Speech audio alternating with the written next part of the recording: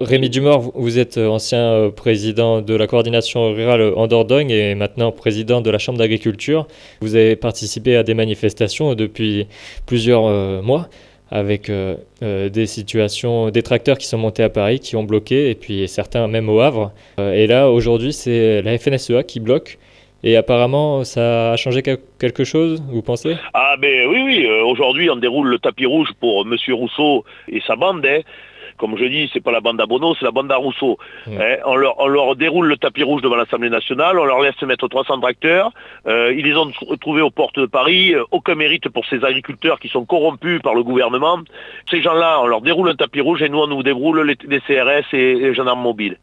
C'est que vous n'avez pas souhaité participer à cette manifestation parce que vous considérez que ce syndicat n'a pas De quoi j'ai pas participé à la... souhaité Je n'ai pas été invité à participer Vous à la auriez voulu? manifestation de la FNSEA à Paris et il est hors de question que je rentre dans un syndicat qui est dans la cogestion avec le gouvernement. On tape sur des paysans, on a maltraité des paysans, on les a reçus comme des chiens, on les a parqués comme des terroristes avec leurs tracteurs aux portes du périphérique.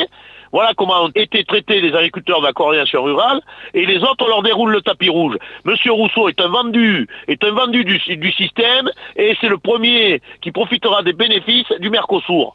Oui, alors les syndicats à l'échelle européenne, c'est plutôt le COPA-COGECA, donc un syndicat. Un syndicat qui est dans la Oui, cogestion pardon. avec l'Europe. C'était Oui. Christian Lambert, maintenant je sais pas qui c'est, c'était Christian Lambert, ancien président de la FNSEA, qui était président du COPA-COGECA. On va avancer avec des gens comme ça. Ça fait 70 ans qu'ils nous font crever, ces gens-là, et on continue à les écouter. Donc très bien, l'agriculture demain sera morte si on continue à écouter ces gens-là. Et alors, quelle est la suite? Quel est l'espoir pour la mobilisation agricole? Quel est l'espoir? Chaque fois qu'on veut porter nos revendications, on nous entrave, on veut surtout pas nous écouter, parce qu'on dit la vérité. Mais comme on est dans un état de dictature pire que la Russie, on nous empêche de parler et de porter nos revendications. Voilà le vrai sujet aujourd'hui. C'est qu'on veut nous faire taire parce qu'on dit la vérité. Et demain, le monde agricole va disparaître, et vous le savez très bien. Est-ce qu'une mobilisation citoyenne de grande ampleur, avec plusieurs syndicats qui se mettent, pas que les syndicats agricoles, qui se mettent dans la lutte, est-ce que ça pourrait faire peser dans la balance pour le gouvernement, pour qu'il y ait par exemple un déclassement de la DNC? Non, mais il n'y a pas que la DNC, vous avez tout un tas de maladies sanitaires. Le problème qui se passe, c'est que tout le monde ne peut pas comprendre nos revendications.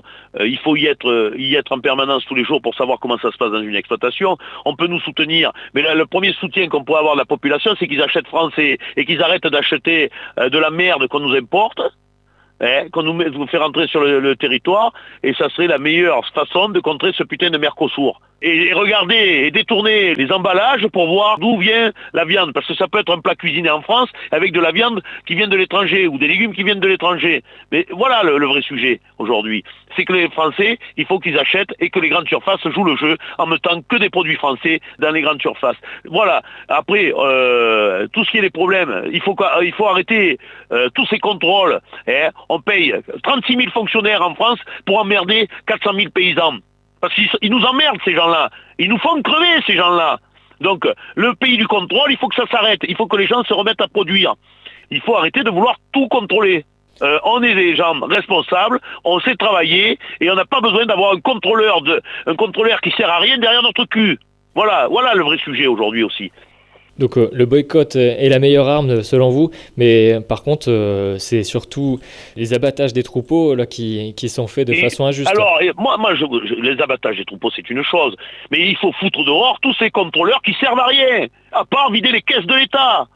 Et foutre tous ces hauts fonctionnaires qui veulent commander dans les ministères dehors, à un coup de pied au cul. Il faut faire le ménage dans ce pays. Voilà, moi je ne suis pas pour qu'on ferme les frontières de l'Europe, je suis pour retrouver une Europe comme l'avait vu De Gaulle, une Europe protectionniste, avec du protectionnisme pour chaque État. Okay. Voilà ce que c'est la vraie Europe. C'est pas une Europe open bar où tout le monde rentre, tout le monde sort et tout le monde fait ce qu'il veut. La politique de la chaise vide que pratiquait De Gaulle et la politique agricole qui était en faveur de la France à l'époque. Hein. La PAC qui n'était pas en défaveur de la France avec les entrées des nouveaux pays comme l'Ukraine et puis les traités comme le Mercosur. Ouais. Moi, l'Ukraine, ils restent où ils sont. On n'a pas besoin d'eux et on arrête de vouloir faire grandir cette Europe qui est en train de décliner, parce que l'Europe est en train de décliner. C'est catastrophique, personne ne veut ouvrir les yeux, mais c'est catastrophique. Et alors, du point de vue de l'Europe, là, c'est du long terme. Il faut une urgence là pour le classement de cette maladie. On ne peut pas Mais attendre les pourquoi vous nouvelles revenez élections toujours européennes. moi, je vais arrêter si vous revenez toujours sur la DNC.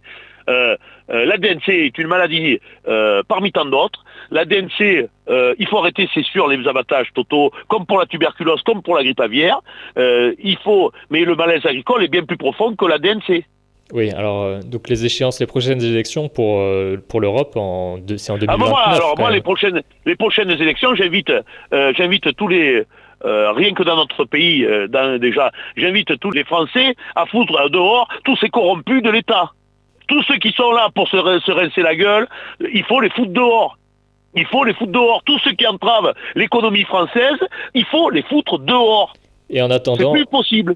en attendant, soutenir quand même le monde agricole. Et ça se fait par le porte-monnaie, pas forcément par Voilà, le mais bulletin de vote. soutenir le monde agricole, soutenir l'économie française, ça s'appelle laisser produire, laisser faire de la valeur ajoutée. Et quand on laisse faire de la valeur ajoutée, on développe un pays. C'est pas en l'entravant et en mettant, en le restreignant qu'on arrivera à avancer. Plus ça ira, plus on foutra le pays en difficulté, parce qu'on n'a pas compris qu'on faisait vivre tout un tas de fonctionnaires alors qu'on n'a pas les moyens de le faire. Donc, tous ces agents qui servent à rien, foutez-les dehors. Il faut les foutre dehors.